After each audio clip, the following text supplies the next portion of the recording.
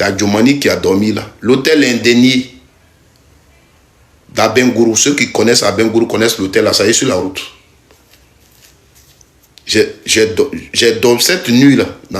Mais moi j'ai vu la facture qu'ils ont payée pour une nuit à l'hôtel. Piscine. Les boîtes de nuit. Cette nuit là. Tout a été occupé. J'ai vu la facture. J'étais là quand le gars est venu payer. Réglé. Donc, on sait dans quoi ils sont. On sait ce qu'ils font. Et nous, on souffre. Et ils dirigent notre pays. Ils prennent crédit. Et ils s'enrichissent. Ils construisent des maisons. Ils paient des voitures. Ils ont... Et faut pas qu'on parle. Sous prétexte que oui, les refondateurs ont été pires. Mais c'est parce que tu reprochais ça aux refondateurs que tu les as enlevés. Donc pour critiquer ceux-là, il faut qu'ils soient plus pires que les refondateurs pour que tu puisses les critiquer. Parce que le pire déjà c'est grave. Donc je ne sais même pas si l'expression plus pire existe.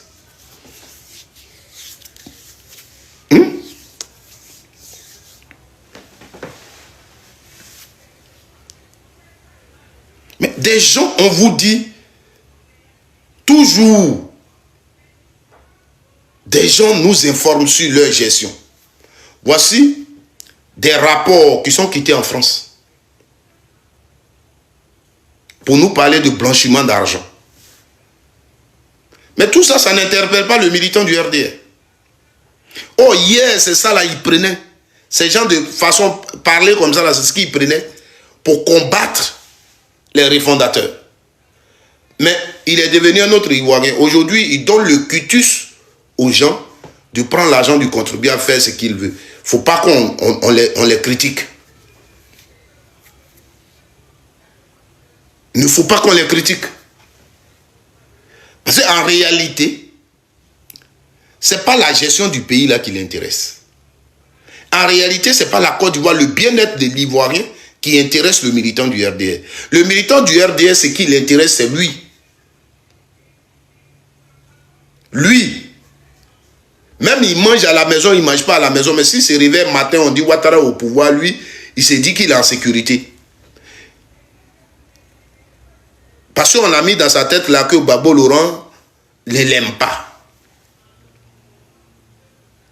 C'est tout. Donc, même si on lui dit que demain, Ouattara va faire mal aux Ivoiriens, lui, il se dit que si c'est de Ouattara, ça vient, lui, il n'est pas concerné. Ouattara ne peut pas lui faire mal. Donc, ce sont les autres qui sont concernés. C'est ça. Donc, quand on va leur dire, sous Ouattara, on fait ça, ils vont faire sortir un truc. Mais sous Gbagbo, c'était comme ça. Ils nous ont fait ressortir un témoignage du député maire de Tia-Salé, qu'on a mis en prison en tant que journaliste sous Gbagbo Laurent. Mais quand j'ai écouté son témoignage, j'ai ri. Parce que les gens, ils ne situent pas toujours les choses dans le contexte. Je crois que son histoire s'est passée en 2007. En 2007. En 2007, on sait un peu comment la Côte d'Ivoire était gérée. Le ministère de la Communication, tout ça, on sait comment les choses étaient gérées. Voilà. Donc, quelque chose qui se passe en 2007, c'est un peu difficile de mettre ça sur la tête de quelqu'un. Ça, c'est un. Mais, le même, aujourd'hui, il est là.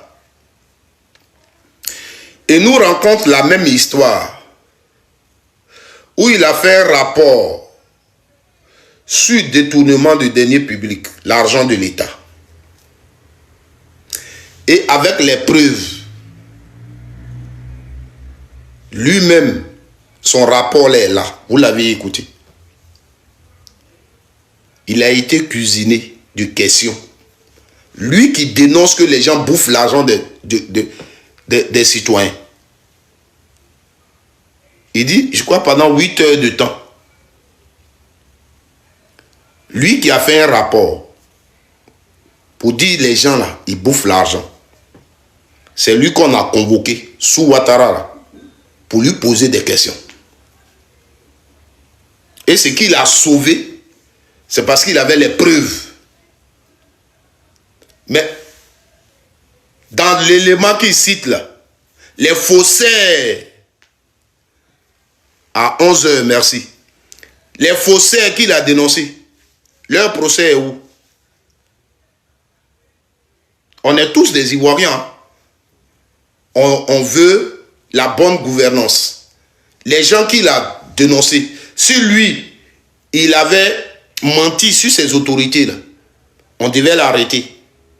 Si on ne l'a pas arrêté, ça veut dire que ce qu'il dit là, c'est fondé. Donc, les faussaires là, ils sont où? Leur procès est où? Qui les a arrêtés? Parce que c'est un document, il existe, il est là. L'argent qu'ils ont détourné, tout ça. C'est lui qui a été cuisiné de questions. Il n'a pas été arrêté, on ne l'a pas mis à prison, il est là. Le document est là. Les faussaires là existent, ils sont où? Qui les a arrêtés? Mais quand ça vous arrange, vous partez chercher. Il a encore expliqué une autre chose. Parce qu'il y a des valeurs très importantes à nos yeux, nous autres. En tant que maire de Thiès-Salé, il est dans son bureau. Un individu est venu à la mairie pour faire extrait. Cet individu-là a été envoyé pour faire un faux extrait à la mairie. Quand il a dénoncé l'individu, ces policiers qui ont pris l'individu pour l'envoyer à Abidjan, là, ce sont ces policiers-là qu'on a arrêtés. C'est dans le pays de droit là qu'on est là. Ce que vous voulez comparer. Parce que quand lui il parle là, ce qui vous arrange là, vous prenez. Mais ce qui ne vous arrange pas, vous laissez. Ces policiers, quelqu'un qui est venu faire un faux document et l'autorité a appelé, on l'a arrêté. Ils ont dit aux policiers d'accompagner, parce que le gars, on devait même le mettre en prison. Mais il y a une autorité du pays qui dit, envoyez le gars. On prend le voleur et on l'envoie à Abidjan. Les policiers qui l'ont attrapé, qui l'ont amené, c'est eux qu'on arrête. C'est pas moi qui l'ai dit. C'est le même Assalé qui nous a dit ça. En Côte d'Ivoire. C'est ça là, on doit applaudir. Comme sous Gbagbo c'était pire, ça c'est bien fait. Voici le raisonnement des militants du RDR. Mais sous Gbagbo c'était pire. Mais sous Gbagbo c'était pire. Mais sous Gbagbo c'était pire. Voici des gens. C'est-à-dire aujourd'hui, le patriotisme, ça n'y est pas dans leur tête. Hein. La Côte d'Ivoire n'existe pas pour eux. Celui qui existe pour eux s'appelle Ouattara. Ivoirien, pendant que vous m'écoutez, n'oublions pas, le 8 samedi prochain, le président Laurent Gbagbo sera à Makori. Le roi, merci. Le président Laurent Gbagbo, dans le cadre de la tournée Kokoko, sera à Makori. Ivoirien, ne reste plus à la maison. Ne milite pas à la maison. N'écoute pas les gens qui te disent oui, qui va encore faire ça pour un homme politique. Ce n'est pas pour un homme politique que tu te bats. Sortir, aller à un meeting pour écouter un dirigeant politique, ce n'est pas pour lui que tu bats. Ou tu n'es pas convaincu, ou tu penses que dans ton pays, il n'y a pas de problème, il n'y a pas d'injustice, ça ne te touche pas, tu restes. Mais dis-toi que ce que tu évites peut même te trouver à la maison. Aujourd'hui, les Ivoiriens qui sont tombés par milliers dans cette affaire de crise là, politique, là, il y a beaucoup qui ne s'intéressaient pas à la politique. Il y a beaucoup, moi, les gens que je vous ai cités tout à l'heure, mes parents, qu'on a perdus, des gens qui sont allés trouver au village. Dadi Babi, que vous connaissez, qui était un conseiller économique et social, je crois bien, et qui avait parlé au nom des gens de Gagnoua, qui a dit, vous avez amené Krabé Niagbé, lors du forum là. Dadi Babi qui a été aussi victime donc de ce régime sa fille à Karaba Didier. Elle n'était pas, c'était une fille qui était une jeune fille qui était un peu chose. Quand il rentrait à Karaba Didier, les parents ont fui la jeune fille qui était dans la rue. Les gens l'ont abattue. Jusque-là, quand on te rencontre l'histoire, ça fait mal. Vous comprenez? Donc quand il parle politique, tu l'as fait, cette jeune fille, elle ne faisait pas politique. Elle ne sait même pas ce qu'on appelle politique. Parce qu'elle n'était même pas intelligente. On l'a trouvée, on l'a abattue. Vous comprenez? Les parents qui ont dormi en brousse, d'autres sont décédés là-bas. Nos mamans, nos papas, ils ne savaient pas ce qu'on appelait la politique. D'autres n'ont même pas voté. Mais ils ont été victimes. Donc la politique là, souvent, il y a un adage qui dit, quand tu ne la fais pas, tu fais, c'est de ça qu'on parle. Aujourd'hui, là, ne restons pas dans les maisons, on a notre mot à dire, devant une injustice. Le président Laurent Gbagbo sera à Makori ce samedi 8. Sortez massivement. Sortez massivement.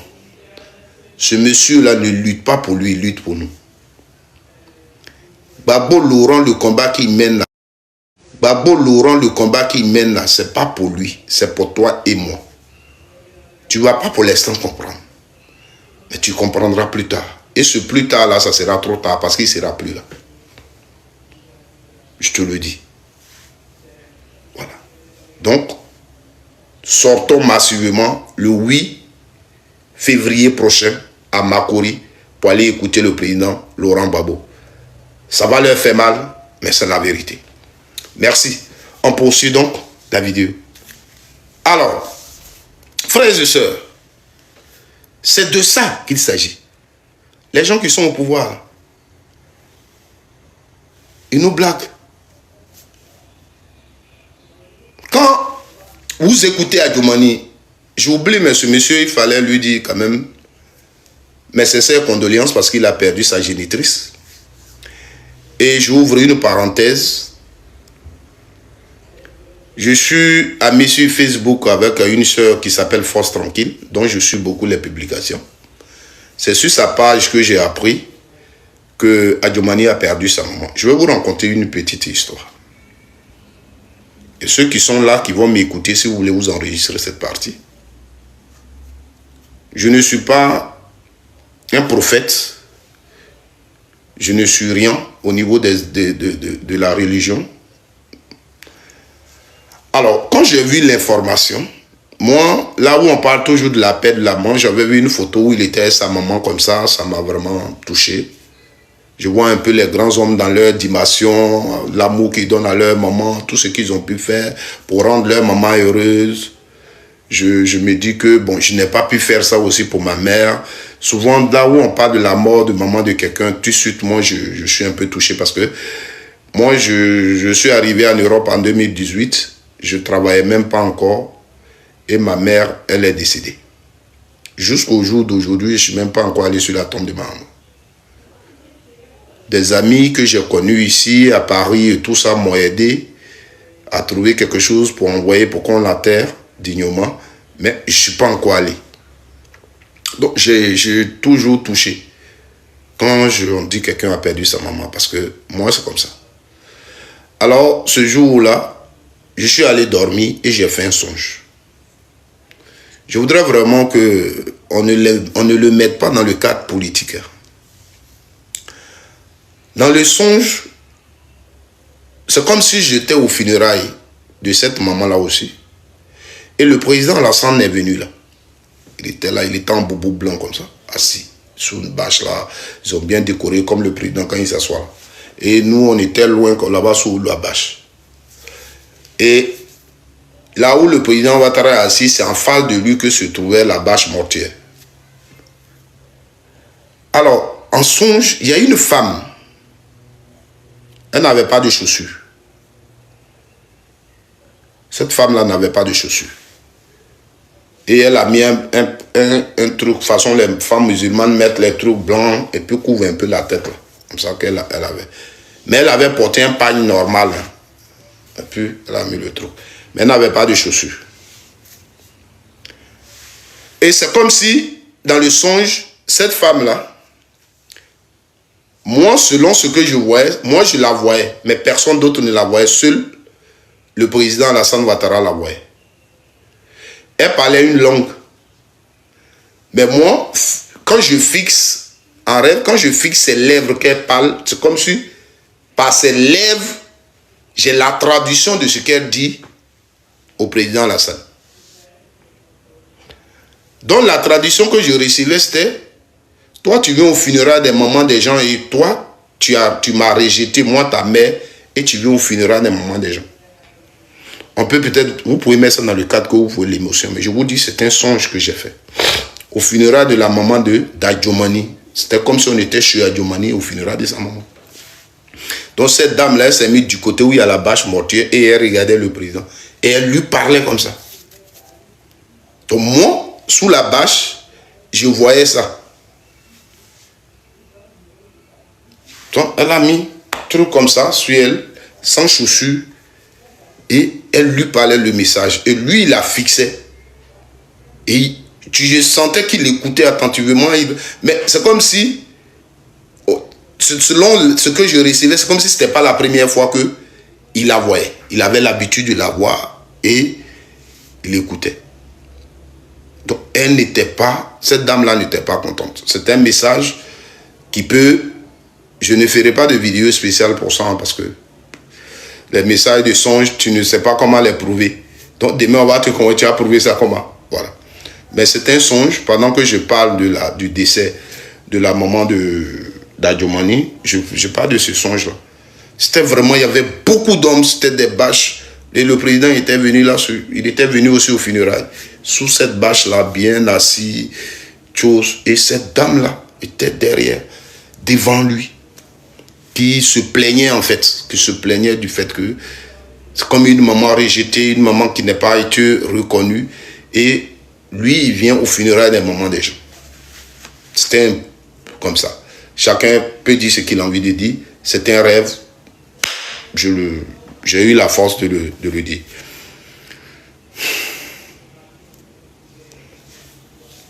Donc, voilà un peu. La parenthèse est fermée. Donc, je voudrais souhaiter mes sincères condoléances au ministre Adjomani, qui est orphelin, qui n'a même pas attendu d'enterrer sa maman, et qui est déjà sur le terrain et qui s'attaque au président Laurent Gbagbo. Alors, monsieur le ministre d'État Adjomani, je l'ai dit toujours, quand tu parles avec la casquette du ministre, je vais t'appeler ministre, mais quand tu prends la casquette du militant du RHDP, je ne mets pas ministre devant ton nom. Tu dis, tu as attendu des gens dire Dibadet. Ce n'est pas des gens qui l'ont dit. Dibadet là, ce n'est pas les gens qui l'ont dit. C'est quelqu'un que tu connais très bien. Quelqu'un que tu connais très bien. Voilà. Quelqu'un que tu connais très bien. Il s'appelle le président Laurent Gbagbo. C'est lui qui dit, il y a une Dibadet à gérer. Voici ce que Gbagbo Laurent a dit. Il y a une dette à gérer. Et quand il parle de cette dette, on lui dit même les États-Unis doivent. Il dit, hé, laissez ça. Qui va venir tordre le bras aux Américains parce qu'ils doivent. Voici ce que Gbagbo Laurent dit aux Ivoiriens. Parce que les messages là, quand on les véhicule, on ne vient pas crier dans les oreilles des Ivoiriens pour rien si tu n'as pas compris. Dibadet là, quand on parle de ça, la raison que vous trouvez, le Japon doit, la Chine doit, les États-Unis doivent, ces pays que vous citez là, qui va dire comme ceux-là, ils nous doivent, on va aller tordre leur cou, on va arrêter leur cou, on va leur demander, vous êtes obligés de nous payer nos dettes maintenant comme ça. Qui va leur faire comme ça?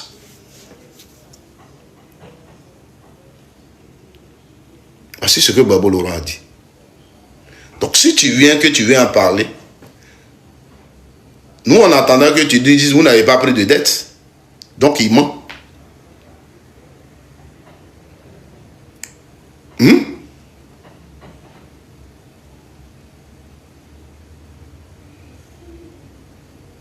Tu comprends?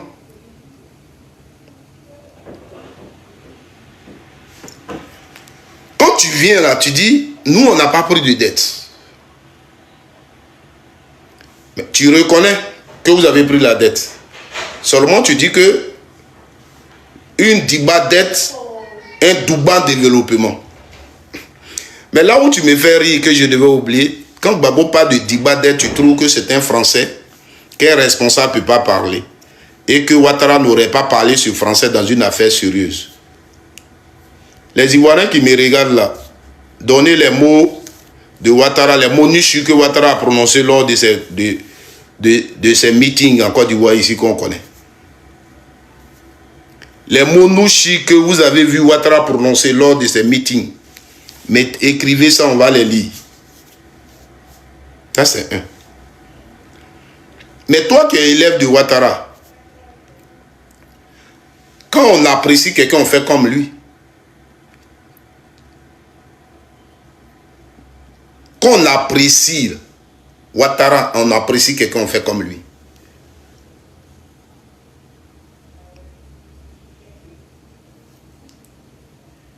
Tu comprends? Voilà.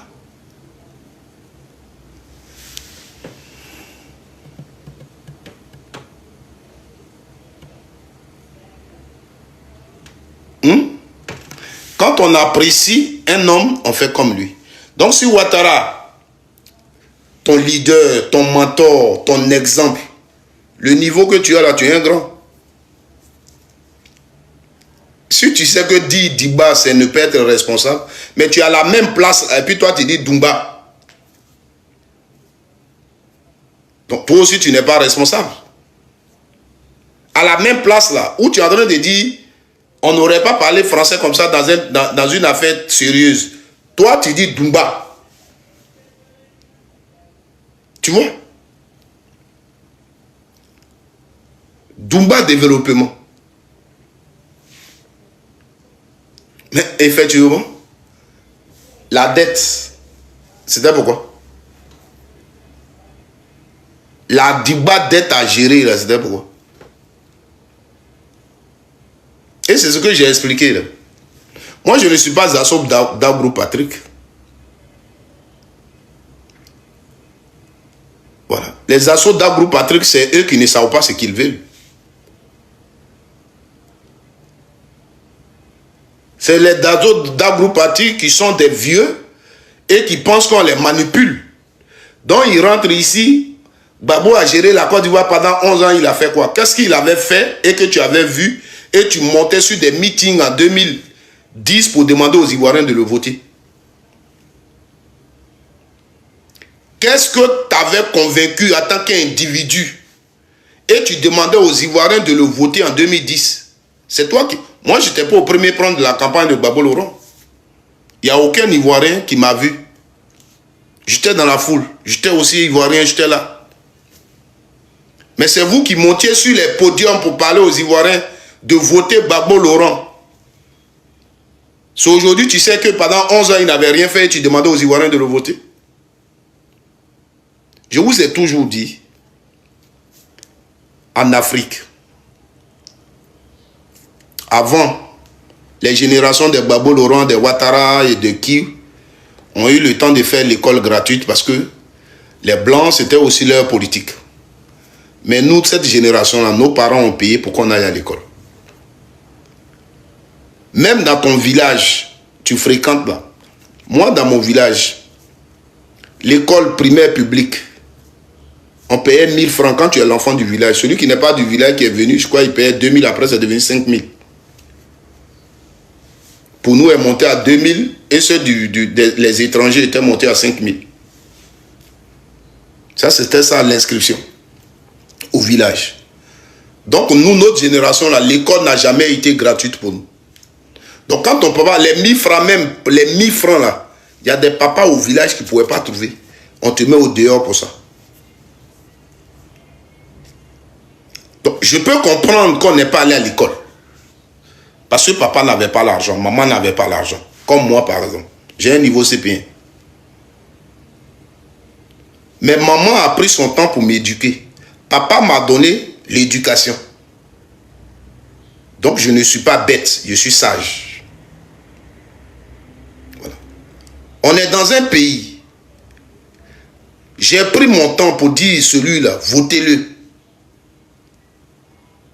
Mais quand tu dis à quelqu'un, aujourd'hui quand je vous dis Gbagbo Laurent, votez-le, c'est parce que je crois en sa politique pour la nation ivoirienne. Donc en 2010, on ne peut pas monter sur des podiums, faire la campagne d'un candidat, et aujourd'hui, on va pendant 11 ans, on lui a donné pays là. Il a fait quoi? Donc tu te basais sur quoi? Qu'est-ce qui t'avait convaincu? Et tu demandais aux Ivoiriens. Tu réponds à cette question d'abord, et puis on va te répondre. On va te dire ce qu'il a fait. Voilà. Vous comprenez? Et c'est vous qui plénichez, c'est vous qui rencontrez du n'importe quoi sur la vie des Ivoiriens.